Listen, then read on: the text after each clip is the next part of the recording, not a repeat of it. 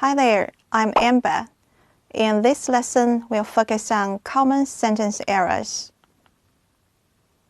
Underline the modifiers in the following sentences.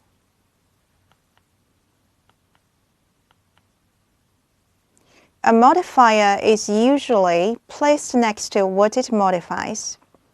Number 1. Where is the magazine? On the cafeteria table.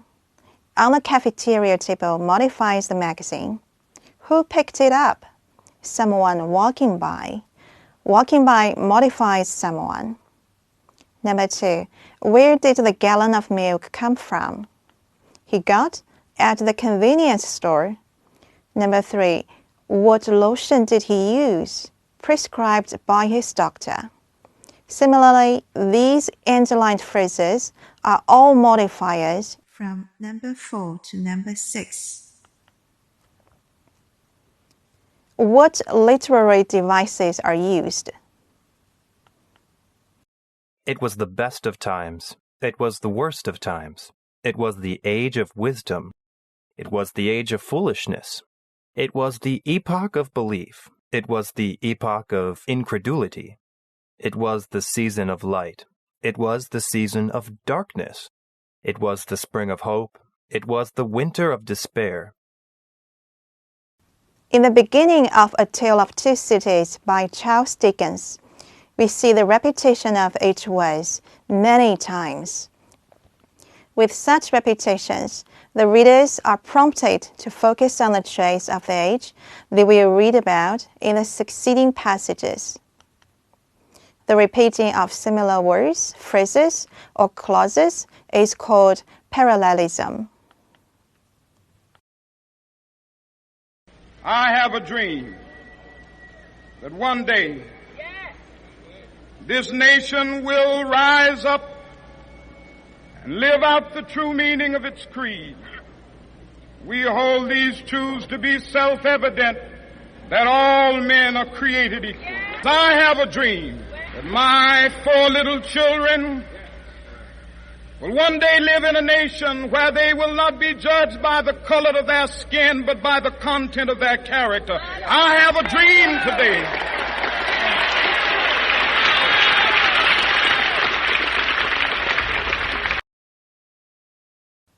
In this speech, Martin Luther King Jr. repeats the phrase, "I have a dream," several times. It is also the title of the speech. This is a good example of parallelism.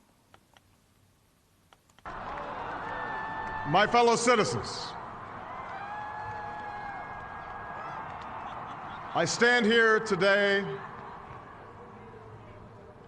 humbled by the task before us, grateful for the trust you've bestowed, mindful of the sacrifices borne by our ancestors. In this speech, U.S. President Barack Obama also uses structural parallelism, giving his speech beauty and unity. The most common errors with sentences are fragments, run-ons, misplaced and dangling modifiers, and an unparalleled structure. Last time, we focused on fragments and run-ons. Today, we'll focus on misplaced and dangling modifiers and an unparalleled structure.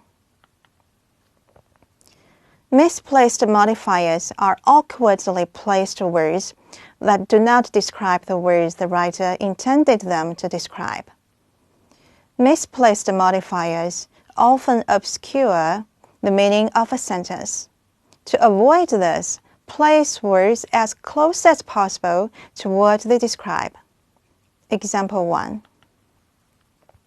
Tony bought an old car from a crooked dealer with a faulty transmission. With a faulty transmission describes the old car instead of the dealer, so we should put it next to the old car. The correct sentence should be, Tony bought an old car with a faulty transmission from a crooked dealer. Example 2. I nearly earned $200 last week. Does it mean you just missed earning $200 but in fact earned nothing? The writer probably means he or she earned a little less than $200.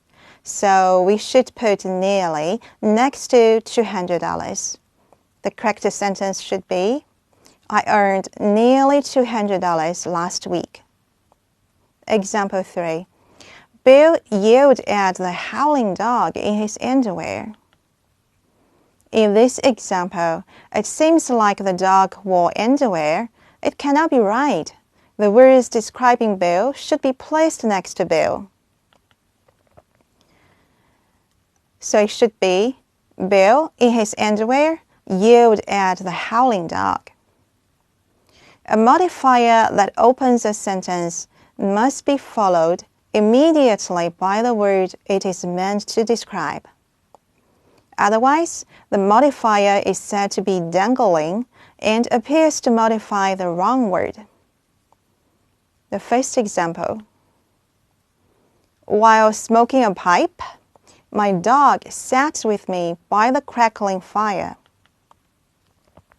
Who was smoking a pipe? It cannot be my dog, right? I was smoking.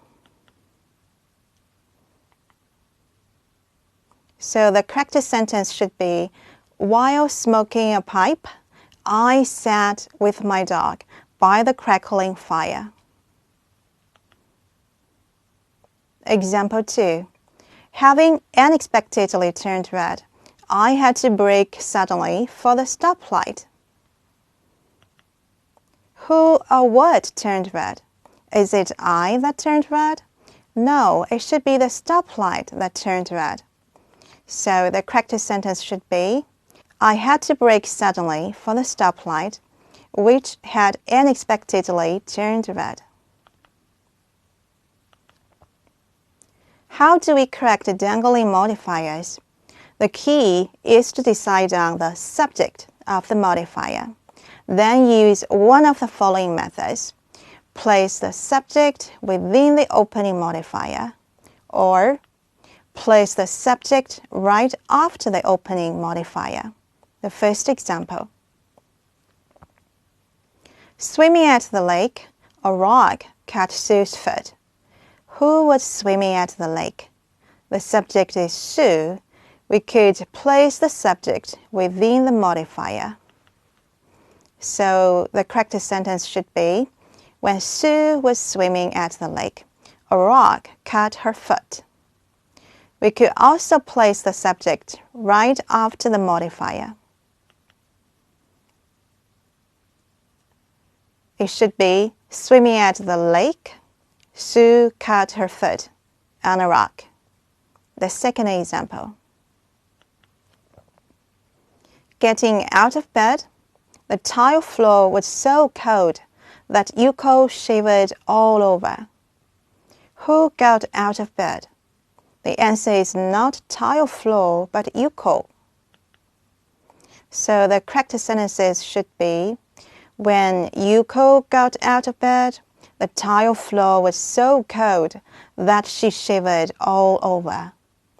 Or, getting out of bed, Yuko found the tile floor so cold that she shivered all over. The third example. To join the team, a C average or better is necessary. Who is to join the team? The answer is not C average, but you. So the correct sentences should be, for you to join the team, a C average or better is necessary. Or, to join the team, you must have a C average or better. You need parallel structure when your sentence has two or more items in a list. All items in the list should use the same part of speech.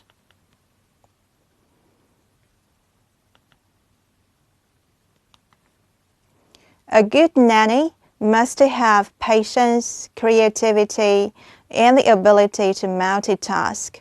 Patience, creativity, ability, these are all nouns.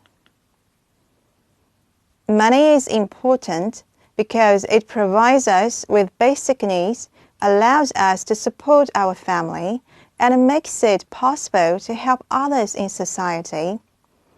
These are verb phrases used in a parallel structure. Besides, each item also should be a similar length. When you use parallel structure, do not mix the parts of speech in a list. Example 1. A nanny cooks dinner, feeds the baby, is a helper with homework, and plays games. The underlined phrase is a helper with homework doesn't match the other phrases. Let's change it to helps with homework. Example 2. Happiness comes from achievement and being creative. Being creative is a gerund. To match achievement, we should change the gerund to creativity. Example 3. My work environment is enjoyable, fun, and it has friendly co-workers. Obviously, the last item should be changed to friendly. You should also make each item in the list the same or similar in length. Example 1.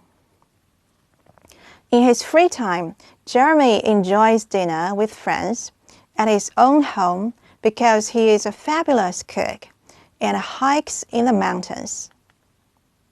The first item has a rather long adverbial phrase, which should be deleted. Example 2. Allison's new job pays well, offers educational opportunities at the company or at a local college, and allows for fun. Similarly, the underlined part should be deleted. Example 3. The world is very different from 100 years ago because of advances in technology, education, and better healthcare. Better should be left out to maintain the parallel structure. Now, underline all parallel structures in the following paragraph. You could pause the video. These are all parallel structures in the given paragraph. As to modifiers, we should remember to put them next to the modified noun or noun phrase. Also, a modifier cannot do without its subject. Otherwise, a dangling modifier will result. Items in a parallel structure should be the same part of speech and a similar length. Parallel structures give rhythm and balance, emphasis and effect, as well as unity and organization to writing. Professional writers use this kind of repetition to give their passages impact. Public speakers use it to give their messages rhythm and emphasis. There's a good chance your writing will improve if you use repetition of similar words, phrases, and clauses. So give it a try. Time to wrap it up now. Remember to finish the quiz after class. See you soon.